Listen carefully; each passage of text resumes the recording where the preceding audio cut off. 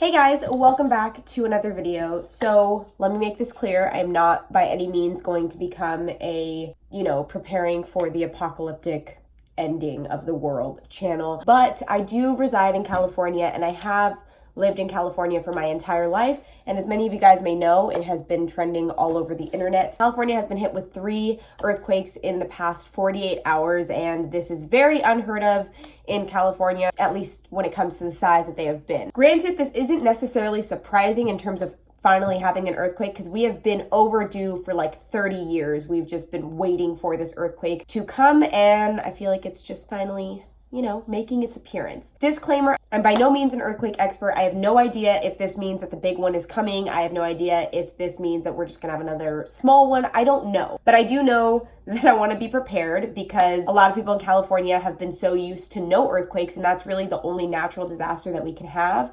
So a lot of us don't take any precautionary steps to be prepared if there is a disaster like that. But it's really important that we do prepare for this type of thing. So today's video is just gonna be about everything that I bought for my earthquake emergency evacuation kit, because after the 3rd earthquake last night, it was stronger than all of the rest that we've had. And I was like, okay, it's time to start taking this seriously because it's just time. You just never know. And I feel like this was a wake-up call for all of California, especially those in Southern California. So some facts. On the 4th of July, around between 10 and 11 a.m., I don't remember, I was lying in bed. All of Los Angeles felt a 6.4 magnitude earthquake. It was enough to shake the walls, not enough to really ruin anything. However, the people in Rockridge, I believe, I'll put it on the screen if I'm wrong, a liquor store was just destroyed, at least like $10,000 worth of product on the shelves. A restaurant had a lot of things. People who were closer to the epicenter of the earthquake felt it way more. Us in Los Angeles were 50, 60 miles out, but we definitely still felt the shake. We thought that was the end of it, but obviously there has to be an aftershock. So the aftershock followed up at 5 a.m. The following day. That was, I think, a 5.4 or 5.5. So we're all like, oh, that must be the end of it. There can't be any more coming, but we were wrong. Between 9 and 10, we had a 7.1 magnitude earthquake, which was officially stronger than both of the earthquakes. And that was scary because I was at Nikki's house. We're sitting, getting ready to Postmates, watch Stranger Things 3, and then suddenly the whole house started jolting, and I was like, Nikki? And she was like, oh my God, we're having another earthquake. And she's like, I don't think it's gonna get any stronger. And right as she says that, there was like a huge jolt, and we went for cover. Thankfully, no damage to our properties or anything at all. Riley was at home with my dogs, and he immediately grabbed them and took care of them. Duke peed himself, my poor little baby. He was definitely scared. But this naturally made me start doing a lot of research because I was like, whoa, 3 earthquakes back to back. This is kind of scary. When the aftershock is stronger than the actual earthquake, then that becomes the actual earthquake, and anything before that is a foreshock. 6.4 and the 5.5 are now considered foreshocks, and the 7.1 is considered the actual earthquake, meaning that we are still expecting one more 6-point-something magnitude earthquake, probably within the next 24 hours. However, there is still a chance that we are going to have a bigger earthquake and that this was still the foreshock. There's a lot of just ifs right now, and that's enough for me to be like, okay, your girl's gonna prep just for safety. The reason that this is a little scary, and this is also going viral on Twitter right now, is that in Japan in 2011, there was I think it was like a 7 magnitude earthquake. It was pretty bad. Then 2 days later, they had like a 9.1, 9.2 magnitude earthquake, and it wiped out 16,000 people, or close to 16,000 people, tons of injuries, millions of dollars in structural damage and loss. And Californians need to wake up and realize that while it might feel dramatic to go and stock up on canned foods and water and dog food and blankets, this just shows that catastrophe can strike at any second. So while LA hasn't had it that bad, that doesn't mean that we won't eventually have it really bad, whether it's this week, whether it's in a few weeks from now, whether it's in a few months from now, whether it's in a year from now. We should be prepared regardless. So that is what this video is about. I just wanted to do like a little educational chat before, because I feel like people are going to be like, this girl's taking it way too seriously. And maybe I am, but I'd rather take it way too seriously than be unprepared. So with that said, disaster can strike at any second. We all need to be prepared. We Californians have our heads held high because we're like, oh, it's sunny all the time and it's perfect. And we don't get tornadoes and hurricanes and blizzards and all of that, but we do get earthquakes. And let me tell you, it has fucked up California in the past. Have you ever looked at the 1989 earthquake in San Francisco? The 1906 earthquake? Granted, we have foundations that are a little bit stronger now and built for earthquakes, but that doesn't mean it can't happen to us. We don't know. On top of this video, I'm gonna link down some things below on kind of how to take cover and protect yourself should a horrific earthquake strike. But I just want to put this out there because I feel it's really important. And I hope that if you do live in California, you at least take this into account. You at least get yourself some water and canned foods at the very least, because it's not fun to be trapped in a house. I ran into my friend Sebas at Ralph's yesterday when I was already planning to film this video, and then we're like, oh, we might as well just start now. Sebas was actually in one of the massive earthquakes in Chile, which I think was like a 9 point something magnitude, and he was trapped in his city for a week. And he was like, if it weren't for us having canned foods or cup of noodles, things like that, we would have had no resources because everyone was like looting the grocery stores. He also made me feel more secure in my decision. I was like, yes, preparedness. Okay, let's go ahead and jump into the video. I hope that you guys enjoy it, and definitely share this with your friends if they're not taking this seriously, because it's something to take seriously. If not now, soon. Okay, enjoy the video, guys. So guys, as many of you know, there have been 3 earthquakes in basically the last 36 hours. We had a 6.4, then we had a 5.1, I think, and then 5.3 or something. And then we had a 7.1, and then shortly after there was like a 3 point something tremor. So a lot of Los Angeles is pretty shaken up. Yeah. But lucky for us, dude, we what's found up? Sebas. Hey, what's up? And he survived. Earthquakes in Chile. Which was how big? There's like ones that were like 9.1, 8.9, 7.0. Dude, it's bad. It's crazy. Sorry, I'm not paying attention to the camera. It's just that we're trying to survive out here in LA. We're trying to survive. So we ran into him. He's one of our, like, a part of the friend group, and literally I saw him stocking up on things, and then he told us that he was trapped in his apartment when he was in the Chile earthquake for a week. And so we were starting to look at the things that he was getting. So let me show you guys some of the stuff he has. So he's got water, he's got tomato soups, ramen noodles, Nutri-Grain bars. Dude wipes. Dude wipes. Exactly. You know because obviously you're not going to be able to shower if the water goes out and stuff. So you need something to remain a little bit hygienic. In ours, we have some cereal, some soups, Nutri-Grain bars, 4 gallons of water. You guys, the water aisles are empty. We got a lot of wipes because there are 2 of us. Not only will we need to wipe our bodies, but also our bowel movements. Don't calling me out. Dude, show them the water aisle. Let's show them the water aisle. So this is the water aisle right here in Ralph's. Oh, they just brought out more water. This was not here before. But look at this. They just brought these out. But this is the water aisle. It's all empty.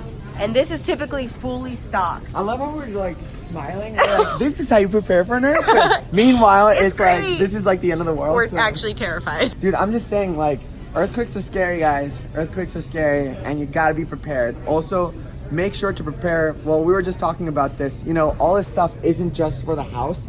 It's also for the car. Yes. Oh my God, so true. You might be in your car while an earthquake is happening, or you might be at home while an earthquake is happening. And if you can't get home, then you have stuff in your car and you're prepared already. So always make sure you have 2 duffel bags. Yeah. What's up? So that was something that he mentioned that I didn't even think about, because where I live, my car parks under it parks under the building. So if this earthquake ended up being really bad, or, you know, just God forbid, my car would get absolutely crushed. So any resources that I would have in my car would absolutely they would not exist anymore, and I'd only have the resources in my house. However, that's what I said to Sebas, and he was like, yeah, but what if you are on the road and you're driving and your house gets crushed, or the entrance gets broken, you have no way of getting in, then all you have is what you have in your car. And I was like, oh my God, I did not even consider that. Basically, we're paranoid.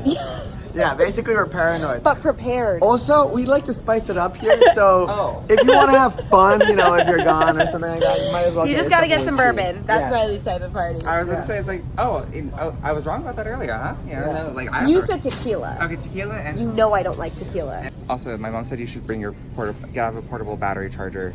Yeah. In your me and Nikki were saying that. Buy a radio. Sometimes, you know, we live in an age where there's internet and all that stuff, but also the internet can go down, and a radio is always good to have, because then you're up to date on what's happening. I'm telling Sebas all the things that I have on my list. She says like the weirdest thing ever, and I was just like, canned what? foods, flashlights, and a crowbar. But hear me out. The reason is because if what?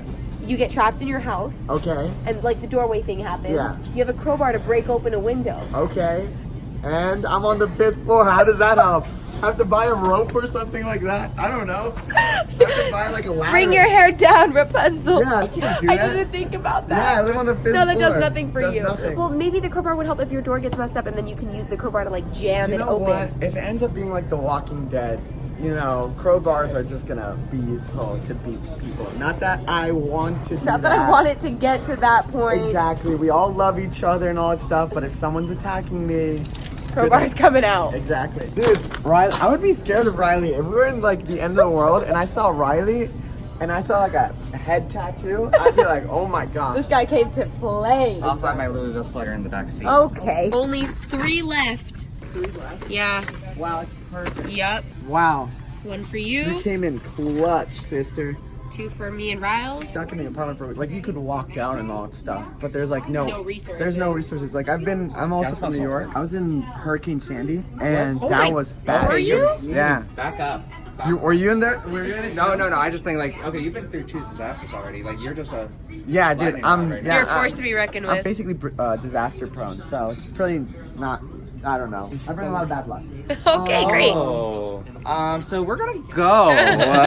So the best part about all this stuff is that even if we don't have a catastrophe, a catastrophic earthquake, all of this stuff will end up getting eaten anyway, so it works out. I feel like I'm grocery shopping, but at the same time, I'm also. You know what's crazy? Like when I walked in, I was just like, everyone was like with mac and cheese. Yeah, and you're just like- orange juice. Right. I'm like, am I going crazy, or is this like, am I being? But then we smart? started seeing a lot of people. And I saw 2 other crazy people, and that was you guys. And I was like, yes, I'm not the only crazy boy. It's like, Well, Sebas, it's been great. it's been good. You know, I don't know what else to say. I'm really tired. I just I'm wanna go to bed. so tired. And I kind of don't want to go to bed because I'm like, what if the earthquake hits while we're sleeping? That's okay. Lighting is bad. I'll see you later. Bye. Adios. Goodbye. Happy not Happy getting in an earthquake. I don't know. Bye. Okay, guys, so we have everything out on the table. So again, just to show you guys everything we got to help us if something should happen and help us survive for like a week. So we didn't really like get a ton of stuff, but we did spend $156. So we have 2 flashlights, 2 lighters, hand sanitizer, some steak strips for protein, not only for us, but also for our dog, should it come down to that. Tomato soup, a lot of it. Pop-Tarts, some big adhesive pads and Neosporin just for like scrapes and tears that come up. We also have more Band-Aids of our own. We got some flushable wipes, a lot of them just in case we are unable to shower, because that is a very real thing that could happen. So this is to help kind of wipe our private parts, underarms, things like that, just like a full body cleanse. Obviously 2 things of water. We already have 2 gallons in my car. I got some on-the-go breakfast and dinner wet food for my boys, because they actually eat a pretty fancy dog food that is $40 a bag and involves needing to be rehydrated and stuff. So my boys are spoiled, but we're starting with this. Riley is now putting out some poop bags too. And we've got some Nutri-Grain bars, some corn pops, just things to snack on throughout the day. And that's pretty much it. We're also gonna add in some toilet paper and toothbrushes and his pocket knife. Is that what it is? No. Oh. Well, he does have a pocket knife, but... I have many knives. Okay. So now what we're going to do is split this in half. So half will go in this bag and it will get stored in this little coat closet here.